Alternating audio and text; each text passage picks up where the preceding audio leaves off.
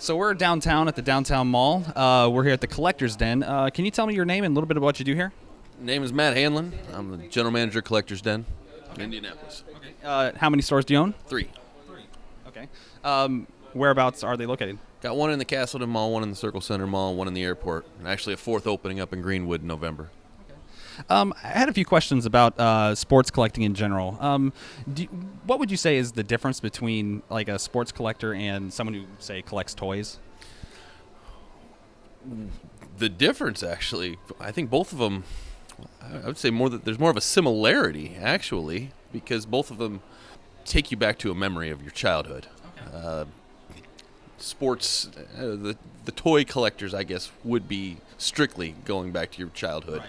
Whereas the sports memorabilia, it's just going to be good memories throughout your life. Okay. It's something that reminds you of a happier time. Yeah. Do you think that there's more of a social gathering for sports fans, considering like they meet, to watch sports like at people's houses and at the stadiums and things like that? Would you say it's more of a social event? Yeah, sports are definitely a social event. And the type of stuff that people like to hang up on their walls is going to be something that inspires somebody else when they come into the basement to say, oh, I remember that. Oh, yeah, I do too. And then it sparks a conversation. Okay. The best stuff is the stuff that you actually got yourself, the ticket from that big game or somebody you met. And they'll say, wow, you met Bill Russell? I sure did. Let me tell you the story. I'm sure it's chock full of stories and things like that. What do you think sells the most out of sports memorabilia? Baseball. Really? Yeah. Throughout the country, yeah, it's always baseball. The industry was pretty much started because of baseball. Baseball cards were the first thing. It's the oldest sport, and it's the sport that wraps itself in nostalgia more than any other. I got you. Okay. What's the most expensive thing you've ever sold?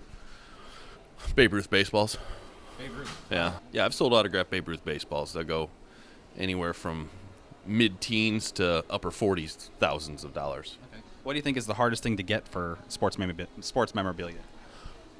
Well, I mean, talking about somebody's jersey from the 1870s, things like that. I'm sure. I mean, you could.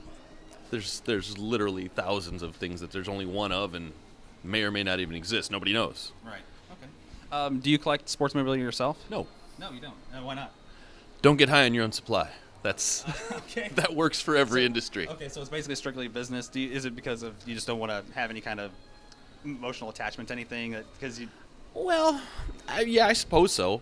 But this is where I spend a lot of my time. Okay. So I don't need to decorate my own home in it. I grew up with baseball cards. I've still got the baseball cards, but no, this is the business. Okay, cool. So if people were trying to, can they find you online anywhere to come check out the Collector's Den? Yeah, we're on thecollectorsden.com. Okay. Of course, we've got the Facebook page. We've got the Twitter page. Okay. We're all over social media and the internet, so if somebody needs to find us, they certainly can. That's cool. And we have in the stores, both in the malls and at the airport, lots of eyeballs there. Okay, I gotcha. Is there any any maybe special stories you might have of anything you had of like selling something or? We have some authentic wanted posters from really? 1934. Yeah. Okay. I've got a wanted poster that was hanging in a post office of John Dillinger. John Dillinger. Wow. And I've had a couple of these over the years. I've had John Dillinger, and I've had Bonnie and Clyde. Wow. That's some serious. Got history. them from the estate, from the J. Edgar Hoover estate, Okay. when he died several years ago. Yeah. The last Bonnie and Clyde I actually sold to Faye Dunaway. Wow. Her assistant purchased it, said it was for her. I don't really care who it's for. Yeah. As long as so, But one day, about 5 days after the purchase, I had shipped it off to Hollywood Hills, California. I get a phone call from Faye Dunaway. Wow. Just to confirm that I had sent her something. That's pretty cool. Okay, well, that's awesome. Mostly athletes and celebrities don't collect their own memorabilia, but Yeah, I guess it's true. she was Bonnie.